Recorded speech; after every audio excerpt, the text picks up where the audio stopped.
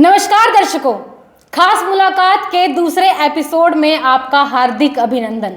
आज जिनसे खास मुलाकात होगी उन्हें किसी परिचय की ज़रूरत नहीं और अक्सर चर्चा में भी बने रहते हैं। जल्द ही सवालों का सिलसिला शुरू होगा, लेकिन इससे पहले कि सिलसिला शुरू हो, प्रेम सिंह मेगी जी जो आज की खास शख्सियत है उनसे रूबरू करवाएंगे। तो प्रेम सिंह मेगी जी। नमस्कार दोस्तों, खास मुलाकात में एक बार फिर आपका स्वागत है। और आज के इस एपिसोड में जिस शख्सियत से मैं आपको रूबरू करवाने जा रहा हूं वो आपके बड़े जाने पहचाने हैं और धरती से जुड़े हुए इंसान हैं। बीजेपी में बहुत बड़ा कद है उनका और पूर्वा में प्रदेशा अध्यक्ष रहे हैं बीजेपी के, जनाब सुभाष बराला जी। उनसे मुलाकात करवाऊंगा और मुलाकात के आज के एपिसोड में मैं चाहूँगा कि सरदाना जी आप बात करेंगे जी। तो सवालों का सिलसिला शुरू करते हैं। मेरा पहला प्रश्न आपसे ये है बराला जी, आप बीजेपी में कब और कैसे आए?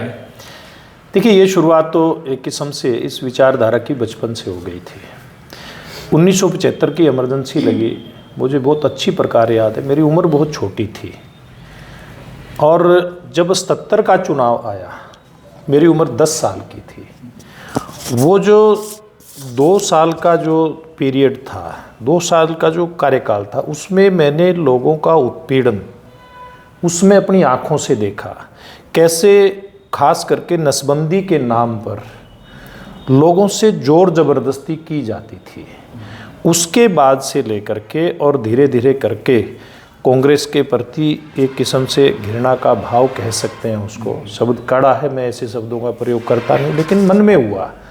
और जब 96 का चुनाव आया, उस चुनाव में मैंने भारतीय जनता पार्टी के लोकसभा प्रत्याशी की खुल करके मदद करी। उस समय मैं गुना हमारे शुगर मिल होती थी, उसका डायरेक्टर था, वाइस चेयरमैन था, हरियाणा शुगर फेडरेशन का डायरेक्टर था। वो दौर था जब मैंने भारतीय जनता पार्टी का झंडा उठाया था।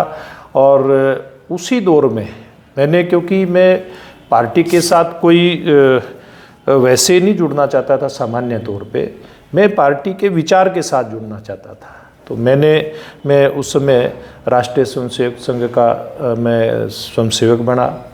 मैंने प्राथमिक वर्ग किया और उसके बाद में भारतीय जनता पार्टी का, उसमें 2 रुपये की मेंबरशिप होती थी। तो मैं भारतीय जनता पार्टी के साथ पूर्ण रूपेण एक विचारधारा, और वो भी राष्ट्रवादी विचारधारा के साथ मेरा उस दौर के अंदर जुड़ना हुआ। तो बराला जी, अगर बात करें पिछले समय की, 2014 से पहले की बात करें, तो आपके साथ 2-3 लोग होते थे और आप गाँव में जाते थे तो अक्सर चर्चा सुनते थे कि दूसरे पार्टियों के लोग कहते थे कि इनकी सरकार तो आनी नहीं, ये तो ऐसे ही घूम रहे हैं। तो उस वक्त जो है, क्या मतलब आपके मन में उस वक्त आते थे क्या, यार किस पार्टी में फंस गए जहाँ 2-3 लोग हैं, कुछ दिख नहीं रहा, एक कभी दूर दूर तक भी नहीं लग रहा था कि सरकार आएगी? तो उस वक्त दिमाग में क्या आता था? देखिए, केवल एक ही बात दिमाग के अंदर थी कि हम एक बड़े मिशन के साथ जुड़े हैं, एक विचार के साथ जुड़े हैं। क्योंकि इस विचारधारा की शुरुआत सामाजिक रूप में अगर हम बात करें 1925 में हुई थी, जब राष्ट्रीय स्वयंसेवक संघ की स्थापना हुई थी। इस विचार का बीजारोपण उस समय हुआ था और धीरे धीरे करके आज़ादी के बाद जब एक राजनीतिक दल के रूप में जनसंघ बना और जनसंघ से भारतीय जनता पार्टी 1980 में बनी। बीच में जनता पार्टी का दौर भी आया जब सब दल मिल करके जनता पार्टी 1977 का चुनाव लड़ा। तो उस समय के नेताओं के जितने भी कार्यक्रम होते थे, जितने आंदोलन होते थे, जिस प्रकार की व्यवस्था भारतीय जनता पार्टी की थी, और भारतीय जनता पार्टी की शुरुआत करें तो सुरेंद्र जी 2 सांसद पहले 1984 का पहला चुनाव आया था भारतीय जनता पार्टी बनने के बाद, 2 सांसदों से शुरुआत हुई थी। और धीरे धीरे करके उसके बाद 1996 में अटल बिहारी वाजपेयी जी की सरकार बनी, एनडीए की सरकार बनी 13 दिन, फिर 13 महीने 1998 में। और उस दौर को मैंने बहुत बारीकी से देखा कि हम केवल सत्ता की लड़ाई नहीं लड़ रहे हैं, सत्ता की लड़ाई हम लड़ रहे हैं किसी विशेष विचारधारा के कार्यक्रम को सरकार बनने के बाद लागू करने के लिए, यानी कि राष्ट्रवादी विचारधारा, और उसके आधार पर देश को कल्याण के रास्ते पर आगे लेकर के जाना। पंडित दीनदयाल उपाध्याय का गरीब कल्याण का मंत्र, अंत्योदय का मंत्र, इस विचार को लेकर के जो दल इतने लंबे समय से, यानी कि राजनीतिक रूप में 1951 से लेकर के फिर भारतीय जनता पार्टी की जो एक सतत आगे बढ़ने की जो प्रक्रिया है, जब मैं देखता था कि किस प्रकार से विचार को लेकर के हमारे नेताओं ने संघर्ष किया है, और वो भी संघर्ष विपक्ष में रह करके, इसलिए कभी कोई विचलित होने का कभी सवाल नहीं था, क्योंकि हम सत्ता प्राप्ति के लिए, और वो भी अपने और अपने परिवार के लिए, उसके लिए भारतीय जनता पार्टी ना बनी और ना हम भारतीय जनता पार्टी के अंदर आए। हम तो जिस एक पवित्र विचार को लेकर के भारतीय जनता पार्टी चल रही है, उस विचार को आगे बढ़ाने में, जनता तक लेकर के जाने में, और जब सरकार बने तो गरीब कल्याण करते हुए आगे बढ़ना, देश को परम वैभव पर लेकर के जाना, इस प्रकार की मुहिम के साथ जुड़े थे।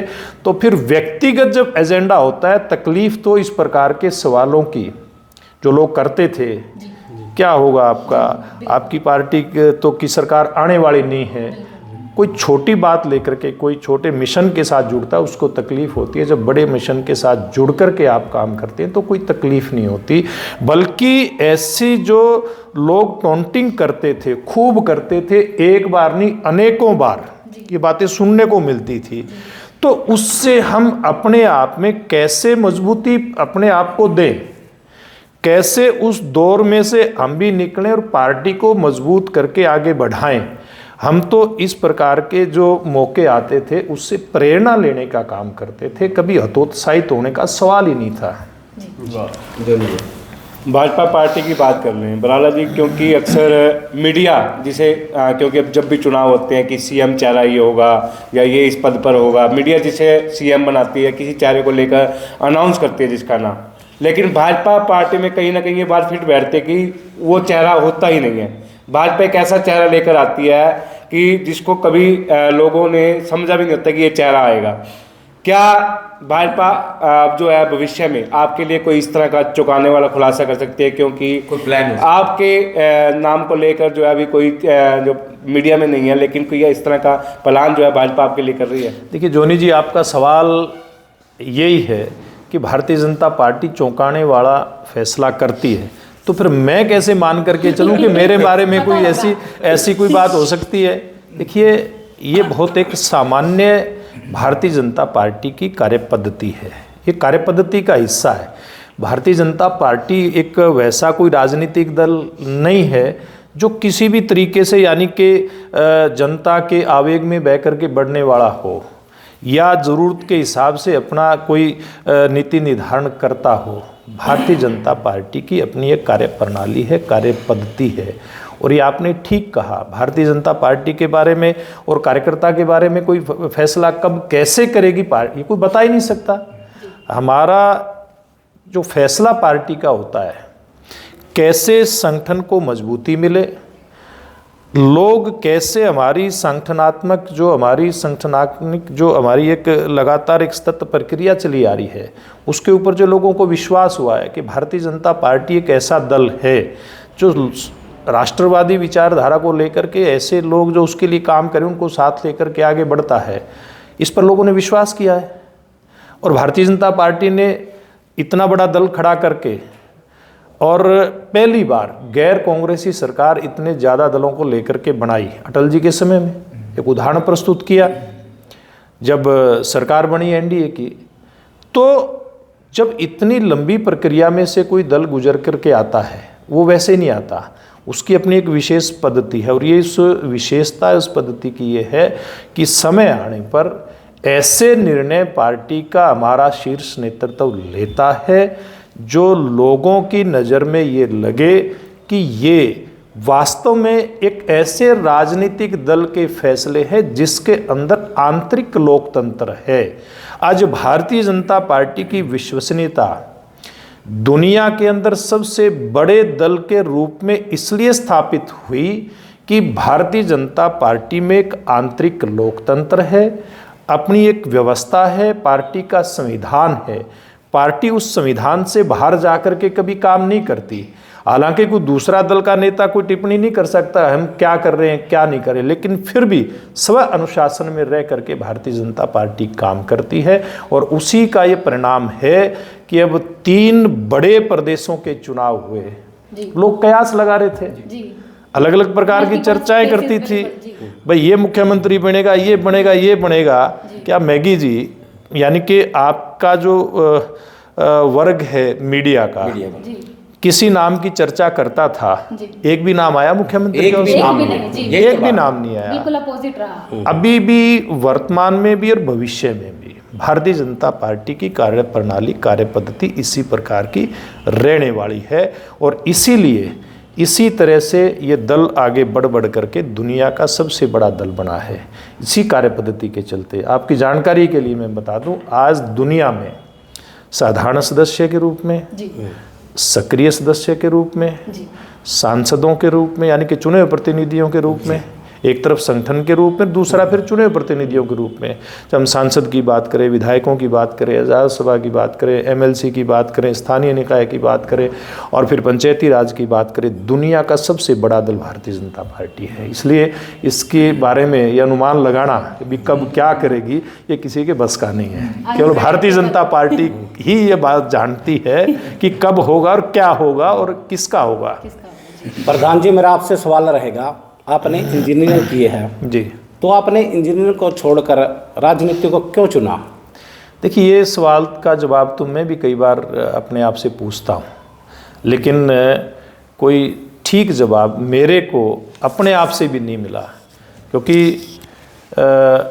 मैं जब अपनी पढ़ाई पूरी करके आया, मैंने अपनी कंस्ट्रक्शन कंपनी बनाने का प्रयास किया। मैंने प्राइवेट नौकरी भी एक्सपीरियंस लेने के लिए की। मैं पंचकुला में एक बड़ी कंस्ट्रक्शन कंपनी के साथ काम करता था और साइकिल के ऊपर मैं अपनी साइट पे काम को देखने के लिए जाता था। लंबे समय तक मैंने वहाँ काम किया और फिर मैंने हिसार एग्रीकल्चर यूनिवर्सिटी में भी सिविल इंजीनियर के नाते काम किया। मैंने वहाँ यूनिवर्सिटी की यानी कि सरकार की सेवा करने का काम किया। लेकिन अब वो एकदम से कैसे वहाँ से पटड़ी जो एकदम से जैसे ट्रेन चलती चलती स्टेशन जंक्शन के पास आकर के और हम स्टेशन पे खड़े लोगों को लगता है कि शायद इस दिशा में आएगी, लेकिन वो दूसरी दिशा में घूम जाती है। लेकिन वो दूसरी दिशा में घूम गई और 1995 में मैंने पहला चुनाव, वैसे तो छात्र जीवन से ही मैं राजनीति में था, लेकिन उस समय कोई इतना बड़ा वो मामला नहीं था कि यहाँ करके भी हम राजनीति करेंगे। वो तो बचपन से ही यहाँ राजनीतिक जो एक वो छोटी छोटी गतिविधियाँ होती हैं, जैसे 1977 के चुनाव में मैं आपको बताता हूँ राजेश जी, जब हम स्कूल से जाते थे, यहाँ हाई स्कूल में पढ़ते थे जो आज senior secondary school for boys है टोहाना में, और छुट्टी के बाद छोटे छोटे बच्चे होते थे, हम टोलियाँ बना करके एक नारा लगाते थे, नसबंदी के 3 दलाल आगे लास्ट में बंसीलाल। हाँ, मतलब लगता था खैर नसबंदी के 3 दलाल पूरा कर देता हूँ, इंदिरा संजय बंसीलाल एक नारा लगता था। हमें भी नहीं पता था। हाँ, तो हम जनता पार्टी का झंडा उठा करके उस समय गलियों में घूमते, लेकिन उस समय नहीं था कि इतना आगे बढ़ करके कभी राजनीति करने का मौका मिलेगा। लेकिन 1995 में मैंने शुगर मिल का डायरेक्टर का चुनाव लड़ा और फिर 1996 में 1 साल के बाद जब बोर्ड ऑफ डायरेक्टर का चुनाव हुआ, वाइस चेयरमैन के लिए चुनाव होता था, तो मैं उसका बोर्ड ऑफ डायरेक्टर का वाइस चेयरमैन बना और फिर उसके बाद में हरियाणा शुगर फेडरेशन का डायरेक्टर बना। ये वही दौर था 1996 का जब मैं भारतीय जनता पार्टी के साथ जुड़ा। तो राजेश जी, अचानक तो शायद कुछ नहीं हुआ होगा, ये नीति ने कुछ ना कुछ निर्धारित किया होगा। इसीलिए कभी बचपन में कोई विचार का बीज अंदर बोया गया और वो छात्र जीवन में कहीं न कहीं धीरे धीरे उसमें कोई अंकुर फूटता गया और वो बाद में जमीन के ऊपर वो उसको दिखाई दिया, अंकुरित हुआ और आज भारतीय जनता पार्टी के आशीर्वाद से मुझे इतने लंबे समय तक पार्टी की सेवा और वो भी प्रमुख पदों के ऊपर रह करके करने का मौका दिया पार्टी ने, तो मैं इसके लिए अपने आप को सौभाग्यशाली भी मानता हूँ। तो जी। ये मेरा एक राजनीतिक सफ़र अब तक का, अब इसमें अंदाज़ा बयान लगा किया, सकते हैं बिल्कुल। कैसे मैं भारतीय जनता पार्टी से में जुड़े। आया। जी, मेरा सवाल रहेगा कि चर्चाओं के बाजार में एक चर्चा ये चल रही है कि आपको राज्यसभा या फिर लोकसभा, अगर इनफॉर्मल टर्म की बात करूं तो ये कहते हुए सुनाई देते हैं लोग कि आपको ऊपर भेजा जाएगा। तो इस बात में कितनी सच्चाई है या ये सिर्फ अफवाहें हैं? नहीं, आपके साथी जोनी चावला जी ने भी सवाल किया था कि भारतीय जनता पार्टी में ये नहीं पता होता कब क्या फैसला हो जाए। अनप्रेडिक्टेबल। जी देखिए, अभी मैं अपने बारे में, मोनिका जी, आज तक कभी मांगने की जरूरत नहीं पड़ी भारतीय जनता पार्टी से। जो भी मेरे को दिया, मेरी पहली जो मेरे को जिम्मेवारी मिली, जी मैं भारतीय जनता पार्टी का जो युवा मोर्चा है जी उसका जिला फतेहाबाद का, जब जिला फतेहाबाद बना 96 में, उसके बाद 98 में, जी 98 में मेरे को पार्टी का सचिव युवा मोर्चा का बनाया गया। जी और उसके बाद उसमें मनोहर लाल जी वर्तमान के मुख्यमंत्री, संगठन मंत्री होते थे, जी। आदरणीय नरेंद्र मोदी जी प्रदेश के प्रभारी होते थे। तो 1998 से लेकर के 2000 की टर्म जब पूरी हुई और 2000 में, जुलाई 2000 में मेरे को युवा मोर्चा का प्रदेश का अध्यक्ष पार्टी ने बनाया। जी यानी कि उस समय से लेकर के इतनी बड़ी जिम्मेवारियां दे करके मुझ पर विश्वास व्यक्त किया और मैंने भी ये प्रयास किया कि मैं 100% जो दे सकता हूँ, यहाँ स्थानीय स्तर पे राजनीति, भारतीय जनता पार्टी की मजबूत राजनीतिक जमीन, राजनीतिक धरातल मजबूत करने की बात हो या फिर संगठनात्मक रूप से पार्टी का काम करना हो, मैंने मेरा सर्वोच्च देने का प्रयास किया। और भारतीय जनता पार्टी ने भी इतना आशीर्वाद दिया कि मैं सोच भी नहीं सकता। अब भविष्य में क्या होगा इसकी ना मैं सोच है मेरी कोई, ना मेरी कोई कल्पना है। हम तो भारतीय जनता पार्टी के साधारण से कार्यकर्ता के रूप में काम करते हैं और भारतीय जनता पार्टी जो भी योग्यता कार्यकर्ता के अंदर दिखती है उसके आधार पर उसको कोई न कोई काम देती है। जी चाहे वो संगठन का काम दे, चाहे वो चुनावी राजनीति में उसको उतारे या कोई और सरकारों के अंदर काम दें, इसका तो पार्टी फैसला करती है। मैं पूरी तरह से 100% समर्पण के साथ पार्टी के साथ जुड़ कर के काम करता आ रहा हूं। इसलिए मेरे को नहीं पता कि अब इस समय के बाद पार्टी मेरे बारे में क्या फैसला करने वाली है। जो भी फैसला करेगी वो पार्टी के अपने इच्छा पर निर्भर करता है। जो योजना पार्टी बनाएगी, मैं तो ये कहता हूँ जब भी पार्टी ने मेरे बारे में, अगर मैं बात करूँ, अन्य कार्यकर्ताओं की बात करूँ, अच्छी ही योजना बना करके पार्टी ने हमेशा से काम किया है। जी बराला जी, लोकसभा और विधानसभा के चुनाव लगभग आने वाले हैं। प्रदेश में बीजेपी और जेजेपी का गठबंधन है जी। क्या आने वाले समय में गठबंधन से लड़ा जाएगा चुनाव लोकसभा का, या बीजेपी अपने दम पर अकेले लड़ेगी? इस पर प्रकाश देखिए, इसमें दो बातें हैं मैगी जी।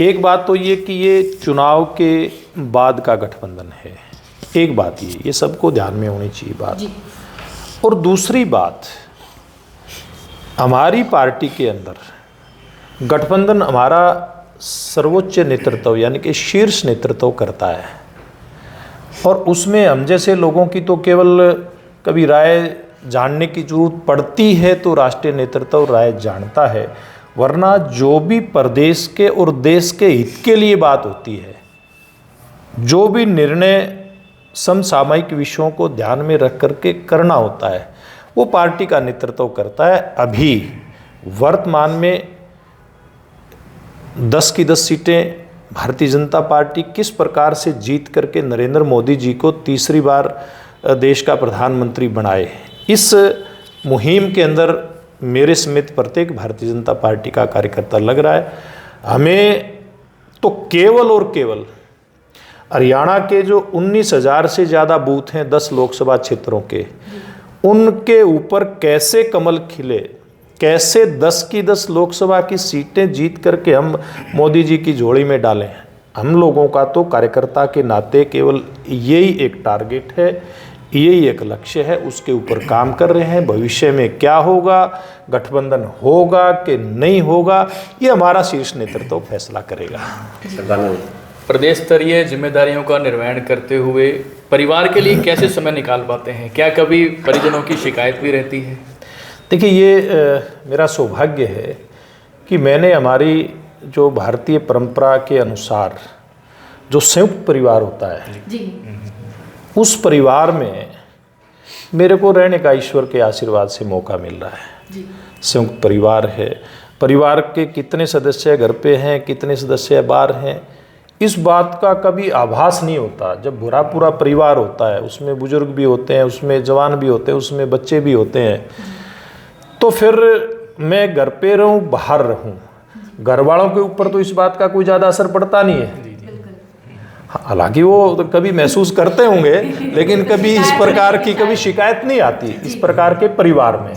और जहाँ तक मेरी स्वयं की बात है, तो मेरा ये है कि जब हमने इतने बड़े परिवार को, भारतीय जनता पार्टी का जो परिवार और जो हमारा हरियाणा का जो 3.25 करोड़ के आसपास जनता, हम इसको अपना परिवार मानते हैं, तो फिर मेरे को भी इतने बड़े परिवार के साथ मिल करके काम करते करते कभी कमी नहीं खलती। हाँ, कभी कभी लगता है कि भाई ज़्यादा समय बाहर लगता है, घर पे थोड़ा सा ज़्यादा समय लग जाए, लेकिन इसको संयोग ही हम कह सकते हैं कि 2000 से लेकर के और अब 2024 आ गया, वहाँ से लेकर के, और जब मेरी युवा मोर्चा की पहली टर्म पूरी हुई थी 2000 से लेकर के 2003 की, उसके बाद 1 साल के लिए मेरे को जिम्मेवारी मिली थी जिला अध्यक्ष की फतेहाबाद की।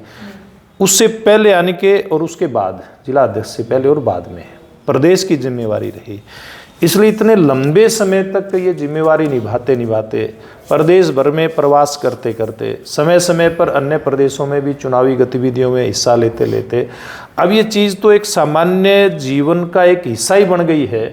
अब ध्यान ही नहीं रहता कब बाहर गए, कब घर आए। अब जब जाना होता है घर में ये बता देते हैं भी इतने दिन के लिए जाना है, और सुबह अपना सामान यानी कि बिस्तर बंधा होता है, उठाया, गाड़ी में रखा, निकल गए। इस प्रकार की एक आदत बन गई। इसलिए अभी कोई मतलब ये सौभाग्य की बात मैं कहूँगा कि एक 4 दीवारी के रहने वाला अंदर परिवार जो है हमारा, वो भी और बाहर का, सब में एक ऐसा संतुलन है कि कहीं कोई ना यहाँ इस घर में रहने वाले जो मेरे गांव में मेरा परिवार रहता है उसको कभी इस बात की कमी महसूस नहीं होती भी परिवार का एक मुख्य सदस्य घर से बाहर रहता है, और ना ही मेरे को एक ऐसा ईश्वर का आशीर्वाद है कि सब मिलजुल करके ठीक से काम आगे बढ़ रहा है। तो बराला जी, मेरा अगला सवाल है, सुभाष बराला जी कभी जो है पलट कर जवाब नहीं देते, सिर्फ एक मुस्कुरा देते हैं थोड़ा सा, तो इस मुस्कुराहट के पीछे आखिर क्या होता है? क्या कभी गुस्सा नहीं आता? देखिए, जवाब तो जिस बात का देना होता है देंगे नहीं, किस बात का जवाब नहीं देता? अगर मैं सवाल करूं आपसे, मान लीजिए मैं तो आपके गुस्से में नहीं देखा, जैसे आप पर कोई कटाक्ष करता है तो आप उसको पलटकर उसका जवाब नहीं देते, सिर्फ मुस्कुरा देते हैं। सबका अपना अपना तरीका है सुरेंद्र जी काम करने का और बोलने का। मेरा काम है भारतीय जनता पार्टी को मजबूती प्रदान करते हुए, और कैसे सरकार हरियाणा प्रदेश में बने वो बनी, वो काम हमने किया। उसमें कोई ज़रूरी नहीं कि पार्टी के काम को खड़ा करने में या सरकार बनाने के काम में कहीं कोई उल्टे सीधे बोलने की जरूरत पड़ती है, नहीं पड़ती ना। जब हमारा काम सीधे रास्ते चलने से और ठीक बोलने से हमारा काम हो जाता है, तो हम क्यों उल जुलूल बातें करेंगे, क्यों हम लोगों के ऊपर तंज कसेंगे? और जब हमारा काम ठीक प्रकार से चल रहा है तो हम दूसरी प्रकार की जो गतिविधियां या जिस प्रकार के क्रियाकलाप या जिस प्रकार की बोल भाषा वाणी बहुत सारे लोग प्रयोग करते हैं अपने राजनीतिक प्रतिद्वंदियों के ऊपर, किस किस प्रकार के कटाक्ष करते हैं, किस किस प्रकार से। और आजकल तो अगर हम बात करें, मतलब गालियां तक देने में कोई संकोच नहीं करता। लेकिन ये एक सभ्य समाज में किसी सभ्य व्यक्ति की, खास करके राजनीतिक व्यक्ति की भाषा नहीं हो सकती। हम सभ्य समाज का हिस्सा हैं। हम जो भारतीय परंपरा है और मैं खास करके सुभाष बराला हमारी जो सनातन संस्कृति है उसका ध्वजवाहक है। मैं हमारी जो संस्कृति में, हमारे सामाजिक परिवेश में जो चीज़ें स्वीकार्य हैं, मेरा प्रयास रहता है कि जो चीज़ें स्वीकार्य हैं, जिस प्रकार का व्यवहार स्वीकार्य है, उसी व्यवहार को लेकर के मैं चलूं। दूसरों को देख करके मैं अपने व्यवहार को बदलूं, ऐसा तो सुभाष बराला कभी नहीं कर सकता। बराला जी, 3 नेता सरकार में है और सोशल मीडिया का जमाना है। टोहाना की बात कर लेते हैं। टोहाना में कोई भी विकास कार्य होता है जी, कार्यकर्ताओं की बात करें, एक होड़ लग जाती है सोशल मीडिया पर कि श्रेय लेने की। तो क्या लगता है कि इसका श्रेय सरकार को मिलना चाहिए या किसी नेता को मिलना चाहिए? इसके बारे में आप क्या कहते हैं? देखिए, इसमें जॉनी जी दोनों ही बातें हैं। इसमें सरकार के बगैर कोई कार्यकर्ता कुछ करवा नहीं सकता, चाहे वो आज भारतीय जनता पार्टी की सरकार हो, देश की सरकार हो, प्रदेश की सरकार हो, या फिर इससे पूर्व की सरकारें रही हैं। उसमें भी पूर्व की सरकार भी रही है, उसके कार्यकर्ता ने जब उसकी सरकार बनी तभी तो काम करवाया ना। हमारी सरकार 2014 से हरियाणा प्रदेश के अंदर चल रही है और देश के अंदर चल रही है। अगर उस सरकार में केंद्र की सरकार से या प्रांत की सरकार से कोई काम मेरे प्रयास से हुआ तो श्रेय मेरे को मिलना चाहिए, क्योंकि प्रयास तो कोई करेगा ना। और मैं एक बात कहता हूँ, देखिए, कुछ काम ऐसे होते हैं जिनकी लोग डिमांड करते हैं, मांग उठाते हैं। अब हम यहाँ बैठे हैं, ये 7 सीज होटल है, इसके इधर तो की खास मुलाकात का स्टूडियो बोलो, इसकी, हाँ, आपकी खास मुलाकात का स्टूडियो। खास मुलाकात का स्टूडियो अगर बोलो। हम इसकी छत पर जा करके या इसकी परली खिड़की खोल करके हम पर्दा हटा करके देखते हैं तो आपको क्या दिखाई देता है राजेश जी? क्या दिखाई देगा? बहुत अच्छा। कल्पना चावला पार्क दिखाई देगा, जो 2 फतेहाबाद डिस्ट्रीब्यूटरी है, इसके ऊपर कितना सुंदर घाट दिखाई देगा। बहुत बढ़िया जी। क्या इसकी डिमांड किसी ने करी थी? नहीं जी, नहीं करी, किसी ने डिमांड नहीं करी इसकी। नहीं करेगी। मेरे को लगा कि टोहाना को जब इतनी बड़ी देन राय बहादुर कंवर सेन जी गुप्ता, जो उस समय के महान इंजीनियर थे, जिनके प्रयासों से ये बलियाड़ा हेड बना, या हमारे इतना एक जो प्राकृतिक संसाधन के रूप में इतना पानी अपने को मिला, तो इसका सदुपयोग होना चाहिए। यहाँ किस प्रकार के फुहारे लगे, किस प्रकार का यहाँ एक अरेंजमेंट हुआ, किसी ने डिमांड नहीं करी। इसके आगे ये नरक आपने दूर किया। यहाँ कितना गंदा पानी डाला जाता, सारे शहर का, बरसाती पानी भी और बीच बीच में सीवर का पानी भी इसमें डलता था, दोनों नहरों के बीच में, और वो पानी रिस करके इन नहरों के अंदर जाता था। और आप और हम सब लोग नागरिक जो हरियाणा प्रदेश के इस पानी को पीते थे, पी करके बीमार होते थे, पीलिया की गंभीर बीमारियां लगती थी। ये किसी ने मांगा तो नहीं था। इससे थोड़ा और आगे जाएंगे, 3 किलोमीटर आगे, दमकोरा के अंदर स्टेडियम, किसी ने नहीं मांगा था। टोहाना का बाईपास, मेरे से तो किसी ने डिमांड नहीं करी। कोई कहे तो बता दो मेरे को।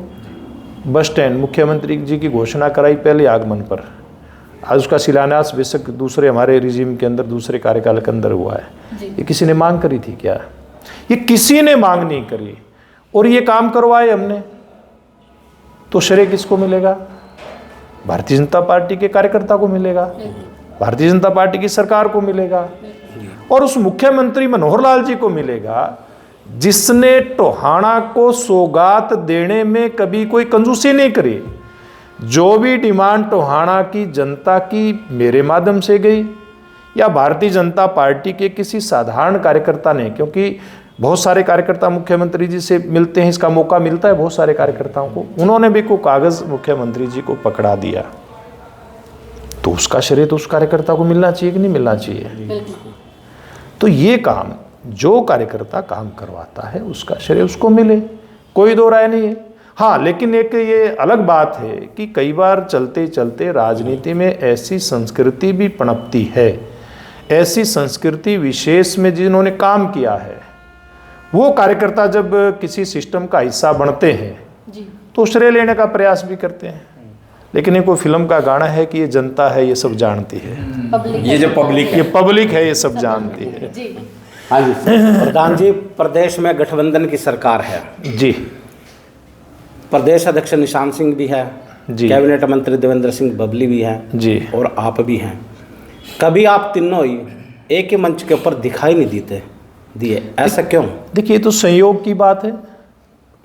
संयोग की बात है कि एक मंच पर दिखाई दे भी सकते हैं और नहीं भी दे सकते हैं। कई कार्यक्रम होते हैं लेकिन आप तीनों ही एक साथ नहीं नहीं, दिखाई कभी चांस नहीं हुआ होगा ना। आधा नहीं चाहते या फिर दिखाई ही नहीं देते, मतलब ये नहीं, ये तो एक संयोग की बात है। ओके। अभी तक नहीं हुआ। जी। ये बात आप ठीक कह रहे हैं, जी। नहीं हुआ, कभी संयोग नहीं हुआ।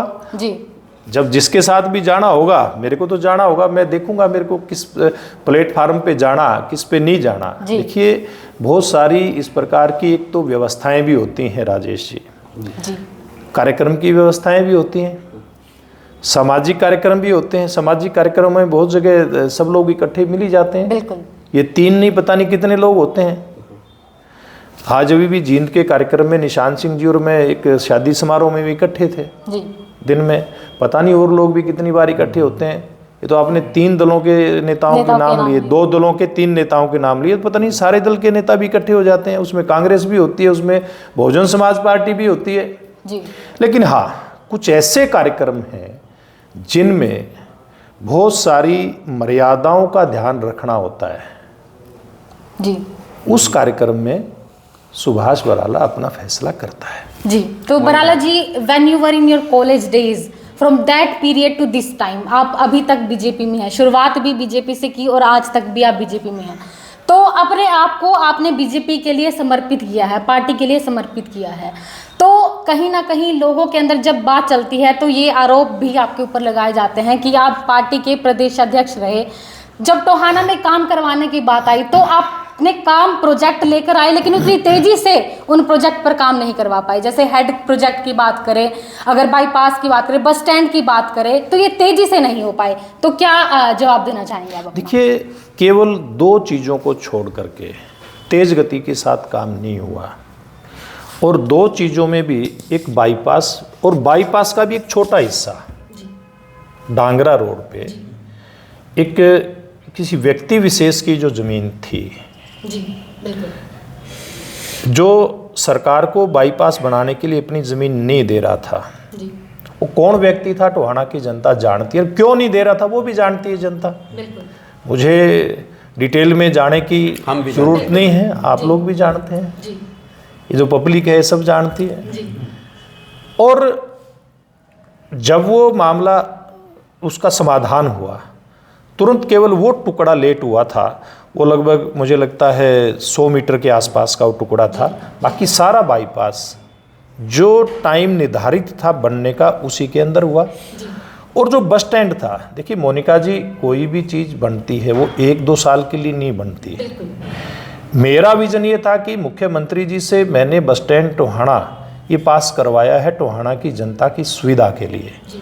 अगर हम सरकार का पैसा भी लगे, संसाधन भी सरकार के लगे, और वो टोहाना की जनता की सेवा उसके माध्यम से ठीक प्रकार से ना हो सके, यानी कि हम जल्दबाजी में बनाने के चक्कर में, केवल श्रेय लेने के चक्कर में, क्योंकि मैंने घोषणा कराई तो उसी टाइम बन जाना चाहिए और वो गलत स्थान के ऊपर बन जाए, जी वो समझदारी नहीं थी। पहले बाईपास सारा बने और उसके बाद जहाँ बाईपास हिसार रोड को लिंक करे, क्योंकि उसके बाद अभी आपने देखा होगा अभी हिसार रोड से और चंडीगढ़ रोड को लिंक करने के बाईपास के लिए भी अभी डीपीआर बनने जा रही है। उसके लिए एक टेंडर फ्लोट हो गया है, कंसल्टेंसी एजेंसी आएगी, वो सरकार को सुझाव देगी कहाँ से बाईपास निकलेगा। अगर इसको हम पहले कहीं और जगह बना देते, बन जाता, कोई दिक्कत नहीं है, जल्दी बन करके 2019 के चुनाव से पहले तैयार होकर के सेवा के लिए भी लग जाता, लोगों के लिए काम करना शुरू कर देता। लेकिन नहीं, सुभाष बराला ने केवल अपने नाम चमकाने के लिए कोई काम नहीं किया। टोहाना क्षेत्र की जनता के लिए सरकार के संसाधनों का ठीक से उपयोग हो। अब देखिए, एक बस स्टैंड आनन फानन में कहीं और बन जाता, एक अब ये कितने बड़ा जंक्शन वहाँ पर बनेगा। इधर टोहाना को फतेवा से जोड़ने का बाईपास है, उधर चंडीगढ़ को जोड़ने का बाईपास है, उधर हिसार जो हरियाणा का मेट्रोपॉलिटन सिटी बनने जा रहा है, बिल्कुल। हवाई अड्डा वहाँ पर आ रहा है। इस प्रकार की कनेक्टिविटी जिस जंक्शन पर हो वहाँ बस स्टैंड बने, बेशक शरे कोई और ले जाए, मुझे चिंता नहीं है। मुझे चिंता है टोहाना क्षेत्र की जनता की सुविधा की। इन दो कामों को छोड़ करके कोई भी काम लेट हुआ क्या? ये जब सरकार बनी, ये हर्बल पार्क 26 अक्टूबर को मुख्यमंत्री जी शपथ लेते हैं 2014 में, 2014 26 अक्टूबर, और ठीक 2 महीने बाद अटल बिहारी वाजपेयी जी का जन्मदिन आता है 25 दिसंबर। उस दिन इसकी शुरुआत हो गई थी। रिकॉर्ड 6 महीने के अंदर ये बन करके तैयार हुआ था। कल्पना चावला बन करके तैयार है, स्टेडियम बन करके तैयार, कितने प्रोजेक्ट हैं। तो क्रेडिट की राजनीति से परे रखते हैं अपने आप? देखिए, अपने आप को परे रखता हूँ। ये जनता क्रेडिट किसको देना? देखिए, बहुत सारे लोग जो क्षणिक जो वो मिलना होता है ना, वाहवाही मिलनी होती है थोड़े समय की, उसमें विश्वास रखते हैं। सुभाष बराला इस प्रकार की बात में विश्वास नहीं रखता। मैं अगर इतनी जल्दबाजी में होता, काम कोई करे तो शायद कोई ले, तो शायद बीजेपी नहीं होता। ठीक बात है। हाँ जी, बराला जी, अब आपसे जो बात मैं कर रहा हूँ, मैं बात कर रहा हूँ 2019 की। 2019 में पूरे प्रदेश में बीजेपी का 75 पार का नारा गूंज रहा था, हवा सी बनी हुई थी। टोहाना की बात करें, टोहाना में भी अगर बीजेपी ज्वाइनिंग की बात करें तो होड़ सी लगी हुई थी। मे भी कोई ऐसी गली मोहल्ला नहीं था जो बीजेपी ज्वाइन। फिर भी जबकि आप टोहाना में इतने लोकप्रिय हैं, ये भी सभी लोग मानते, आज भी मानते हैं कि अगर कोई कदबार नेता है तो आपका नाम बिल्कुल अग्रिम में आता है। फिर भी आप 2019 में क्या चूक रही कि आप कहीं ना कहीं चुनाव में पिछड़ गए? देखिए, इसमें मुख्य रूप से मैं विश्लेषण करता हूं तो 2 कारण मुझे दिखाई देते हैं जी। एक, मैं जो जिम्मेवारी पे रहा सरकार बनने के ठीक 1 महीने बाद, 25 नवंबर को 14 को मैं पार्टी का प्रदेश अध्यक्ष हुआ। बड़ी जिम्मेवारी पार्टी ने मुझ पर विश्वास करके दी, और उसके नाते मुझे टोहाना क्षेत्र की जनता जिसने मुझे चुन करके विधायक बनाया उसके साथ भी न्याय करना था, और पार्टी ने जिसके लिए हमने अपना जीवन लगाया है उसने जो जिम्मेवारी दी उसके साथ भी मेरे को न्याय करना था। तो यहाँ की जनता से न्याय करने के लिए मैंने विकास के काम कराए। आप शहर को देखें, आप ग्रामीण क्षेत्र को देखें, मतलब इतने बड़े बड़े प्रोजेक्ट इतने मैंने गिनाए। और गांव के अंदर आज बहुत सारे गांव को आप देखोगे जो शहरी स्वरूप लेते गांव दिखाई दिए। इसकी नींव डली तो 2014 में मुख्यमंत्री मनोहर लाल जी के आशीर्वाद से डली, और टोहाना क्षेत्र की जनता ने जो मुझको आशीर्वाद दिया उसके चलते डली। जाखल के अंदर RUB इतना बड़ा प्रोजेक्ट नहीं आ सकता था, वो भारतीय जनता पार्टी के आशीर्वाद से आया। कितने ही काम में गिनाऊं, गांव के अंदर व्यायामशालाओं से लेकर के खेतों के रास्ते, गांव की गलियां, अनेक प्रकार के काम हुए। वो जिम्मेवारी मैंने बखूबी निभाई, लेकिन पार्टी की जिम्मेवारी के साथ जब मैंने न्याय करना था तो मेरे को प्रदेश में समय देना था। तो उसके चलते जो मेरा समय बाहर लगा उसको लोगों ने अलग रूप में प्रस्तुत किया कि इसकी टोहाना क्षेत्र की जनता के साथ कनेक्टिविटी नहीं है। बिल्कुल। एक परसेप्शन बनाने का काम किया कि इस व्यक्ति के अंदर अकड़ है। जी। नारे भी लगे इस प्रकार के।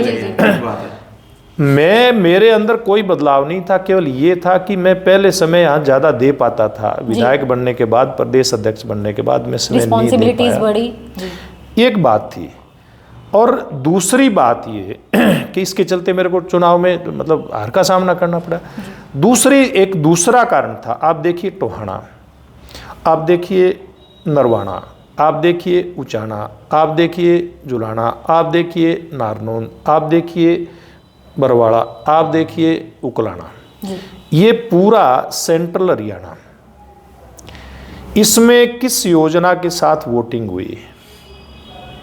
भारतीय जनता पार्टी को हराने के लिए सब दल पर्दे के पीछे से एक हुए। जी। टोहाना में जेजेपी का वोट और बीजेपी का वोट, जी। इसके अलावा वोट किसको मिला? जो दल जी, जी। इतना वोट प्राप्त करते थे, जी। जिन लोगों ने लंबे उनका समय वोट तक टोहाना पे राज किया, जी, जी। उनके जिसका विधायक टोहाना से रहा हो उसके 1200 वोट आए हल्के में। क्या आईएनएलडी के कितने वोट आए? जी। कांग्रेस के 16,000 वोट आए, ऐसे थे शायद। बिल्कुल बिल्कुल यही। बसपा के 16-17 कितने बिल्कुल। बसपा के कितने वोट आए? आप इसी प्रकार से इन सब हल्कों में देखिए। जी। ये एक पर्दे के पीछे से एक स्ट्रेटेजी बनी थी। लेकिन आप ये देखेंगे कि हमने जो नारा दिया था, भारतीय जनता पार्टी ने जो नारा दिया था 75 पार का, वो बहुत सोच समझ करके नारा दिया था। हमारा जो वोट बैंक था 2014 के चुनाव में लगभग 34% था और इसमें लगभग 37% 2019 के चुनाव में भारतीय जनता पार्टी को वोट मिला। जी। लेकिन सीटें हमारी कम हो गई, घट करके आई। जी। तो वो कारण जो पर्दे के पीछे से एक स्ट्रेटेजी बनी, रणनीति बनी भारतीय जनता पार्टी को घेरने की, जी। इस करके हमारी टोहाना की सीट भी हमारे और ये आसपास की सीटें भी हम लोग हारे, जिसके कारण से पूर्ण बहुमत से सरकार वोट प्रतिशत 3% बढ़ने के बाद भी जी। अल्पमत में सरकार रही, बिल्कुल। गठबंधन की सरकार बनानी पड़ी। तो ये कारण, 2 कारण प्रमुख रहे हैं, टोहाना का भी और हरियाणा का भी। जी। तो इस बार आपके पास खूब सारा समय है टोहाना के लिए, तो भविष्य में हम लोग क्या सोचें? देखिए, समय तो अब जितना पार्टी के लिए देना पड़ता है उसमें बहुत सारा तो नहीं कह सकता कि इतना ज़्यादा समय लग रहा है टोहाना में। हाँ, लेकिन फिर भी प्रयास रहता है कि टोहाना में पर्याप्त समय मेरा लगे। जितनी ज़रूरत होती है यहाँ पे कार्यकर्ताओं को ज़रूरत होती है, भारतीय जनता पार्टी के समर्थकों को ज़रूरत होती है, या टोहाना विधानसभा क्षेत्र के किसी नागरिक को मेरी जब भी ज़रूरत होती है, मैं उसकी सेवा के लिए समय निकाल करके उपलब्ध रहता हूँ। बाकी आगे क्या होगा, कब होगा, कैसा होगा, जी। अब वो तो समय बताएगा। जी। तो चलिए, आज के लिए बस इतना ही। हमें दीजिए इजाजत। मिलते हैं अगले एपिसोड में अगली शख्सियत के साथ। तब तक के लिए राम राम। राम राम। वाह जी। नहीं, चेंज कर दिया। चलो कोई बात नहीं, राम राम करना था।